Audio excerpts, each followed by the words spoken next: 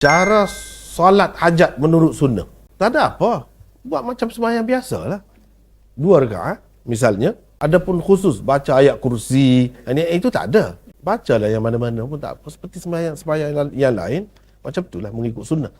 Kemudian dari segi berjamaah, itu masalah khilaf lah. Dalil yang paling kuat, orang yang mengatakan sembahyang sunat hajat ni dengan berjamaah, ialah hadis dalam Bukhari dan lain-lain yang ada sebut, iaitu Nabi SAW pergi bersembahyang di rumah sahabatnya yang bernama Itban. Itu dikatakan solat hajat. Tapi sebenarnya itu tidak diletakkan di bawah tajuk solat hajat. Tak ada. Cumanya difahami. Difahami macam mana? Dia ajak Rasulullah SAW, minta Rasulullah pergi ke rumahnya untuk Rasulullah sembahyang sebagai tempat yang dia nak selalu sembahyang di situ. Itulah hajatnya kira-kiranya. Difahami saja. Begitu. Jadi Rasulullah SAW pergi. Bila pergi Rasulullah tanya, kamu nak sembahyang di mana? Jadi sini, dia kata di sini. Rasulullah pun sembahyang. Jadi dia pun ikut. Itu berjemaah lah. Jadi itulah kira-kiranya hajatnya. Sekadar itu sajalah. Itu yang paling sahih. Dan kalau kita nak pakai secara kesimpulan lah, boleh lah. Itulah, sekadar tu lah.